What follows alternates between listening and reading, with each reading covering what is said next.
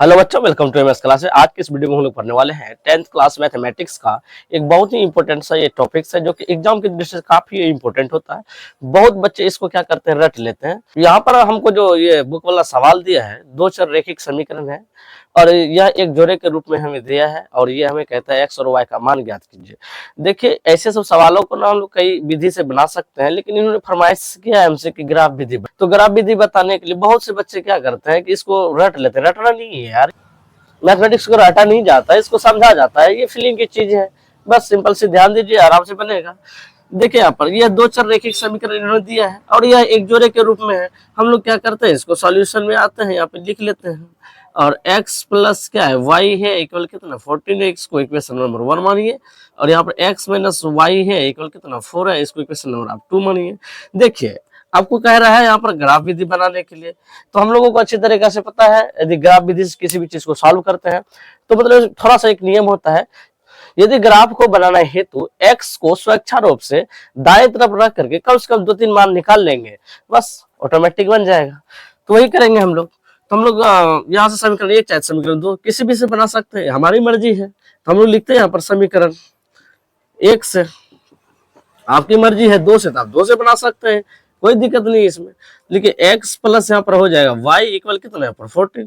तो हमने बताया x को दाईं तरफ रख देते हैं, यहाँ पर y इधर ही रहेंगे, इधर 40 प्लस में सेट आएगा तो माइनस का x हो जाएगा। बस एक यहाँ इसका एक बॉक्स बना दीजिए और इस तरीका से यहाँ पर x लिखिए, यहाँ पर y लिखिए और इसका कम से कम 3 मान निकाल लीजिए। यदि आप यहाँ पर मान के चलिए यहाँ पर 5 रखते हैं तो क्या होगा कि मतलब 14 में से 5 जाएगा तो 9 बचेगा। हम क्या करते हैं, 5 रखते हैं तो 9 बचा। यहाँ पर 6 रखिए आप, तो यहाँ पर 6 रखने के बाद x के स्थान पर 6 रखते हैं तो घटाने के बाद कितना हो जाएगा, यहाँ पर 8 हो जाता है। यहाँ पर आप क्या कीजिए 7 रखिए x के स्थान पर यहाँ पर, तो जब 7 रखेंगे तो इसको घटाएंगे तो 7 ही बचेगा y का मान।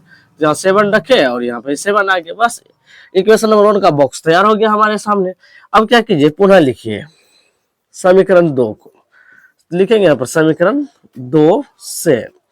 देखिए अलग अलग तरीके से अपना अपना सब कोई टीचर सॉल्व करते हैं, बनाते हैं, जिसको जैसा होता है वैसा करता है। बनाइए जो आपको आसान लगे। x माइनस वाई बराबर कितना है 4, समीकरण 2 दिया हुआ यहाँ पर, लिख लीजिए इसको 2। तो हम लोग वही करने वाले हैं। तो यहाँ पर थोड़ा सा क्या करते हैं हम लोग, देखिए माइनस में ना, यदि इसको उस साइड भेज देंगे तो प्लस में आ जाएगा, तो हम क्या करते हैं x को इधर रख लेते हैं और यहाँ 4 हो गया, माइनस सही साइड आ गया तो प्लस हो गया y। ठीक है, जिधर आसान हो बस वही हम लोग करते हैं। चलिए यहाँ पर हम लोग एक बॉक्स बना लेते हैं और यहाँ पे हम लोग क्या करते हैं, यहाँ पर x और यहाँ पर क्या दे देते हैं, y दे देते हैं यहाँ पर। अब देखिए y के स्थान पे आप ऐसा मान रखिए जो कि कैलकुलेशन सही हो।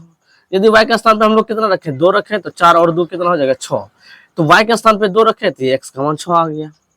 यदि हम लोग y के स्थान पर यदि 3 रखूं तो कितना हो जाएगा, 4 3 7 हो जाएगा। तो y के स्थान पर यहाँ पर 3 रखेंगे और x का मान कितना आ जाएगा 7। एक और बना लेते हैं हम लोग, निकाल लेते हैं मान। तो यहाँ पर हम लोग 3 रखे तो 4 रखते हैं, यदि 4 रखेंगे तो 4 4 कितना हो जाएगा 8 हो जाएगा। यहाँ पर यदि हम लोग y के स्थान पर 4 रखते हैं तो x का मान क्या हो जाएगा 8 हो जाएगा। बस समीकरण 1 समीकरण 2 का डब्बा आ गया हमारे सामने। हम लोग क्या करेंगे, एक ग्राफ कॉपी लेंगे, उसमें हम लोग बना लेंगे। तो देखिए यहाँ पर क्या करता है, यहाँ पर इस तरीका से हम लोग कटिंग कर देते हैं, इस तरीका से। ठीक है, 2 अक्ष बना लेते हैं। देखिए ये जो होता है ये x वाला होता है और ये होता है y वाला। ठीक है, देखिए ये जो होता है यह मूल बिंदु होता है। यहाँ से यदि दाएं तरफ चलेंगे तो प्लस, यहाँ से यदि इधर आएंगे तो माइनस, यहाँ से यदि ऊपर जाएंगे तो प्लस, यहाँ से नीचे आएंगे तो माइनस। तो इसमें सबसे पहले देखिए समीकरण 1 का बॉक्स हम लोग देखते हैं। सबसे अधिक मान जो है x का कितना है 7 तक है, वो भी प्लस में, यहाँ पे बराबर में दे दीजिए 1 2 3 4 5 6 7 बराबर में दीजिएगा, आपके कॉपी में बराबर से मिलेगा। और y का मान देखिए सबसे प्लस में क्या है, सबसे ज्यादा तो 9 है और प्लस में है तो प्लस में लिखिए इधर 1 2 3 4 5 6 7 8 9 लिख लीजिए यहाँ पर 1 2 3 4 5 6 7, यहाँ पे 1 2 3 4 5 6 और 7 8 और कितना हो गया 9। चलिए ग्राफ को अब हम लोग काटते हैं। सबसे पहले आपको ना x का वैल्यू देखना है। x का क्या है वैल्यू यहाँ पर 5 और y कहां तक चलना, हमको प्लस में 9 की ओर चलना है। तो 5 ये हुआ x वाला। इसी सिद्ध में हम लोग चलेंगे कहाँ, y की तरफ, कहाँ 9 तक। तो यहाँ हम लोग क्या करते हैं, इस तरीका से चलेंगे, सीधा करना आपके कापे में होंगे इस तरीका से, कहाँ, तो यहाँ पर 9 तक, ये सीधा में जाएंगे यहाँ तक। चलिए यहाँ आगे, ठीक है, वो एड्रेस हो गया। चाहे तो आप इस एड्रेस को लिख सकते हैं यहाँ पर कितना, 5,9। दूसरा देखिए, x का मान कितना है, 6 है, और y का मान कितना, 8 है।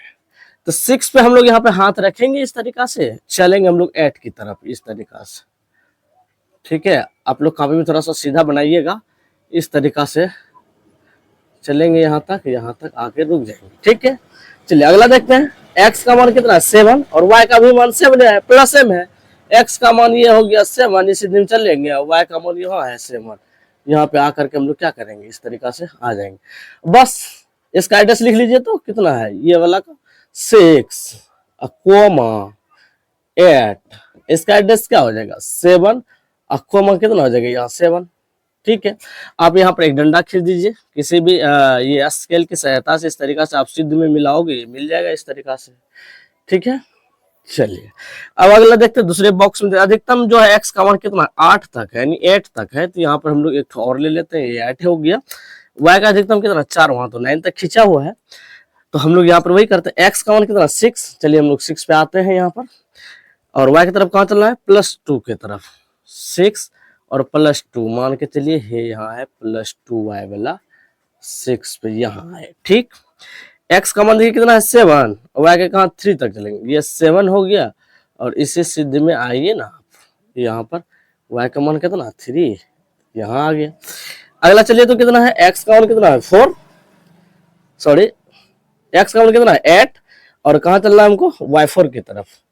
8 और y4 कहाँ है, यहाँ, ये हो जाएगा यहाँ। आप कॉपी में बनाओगे तो ये सिद्ध में बनेगा, ये यहाँ आ गया।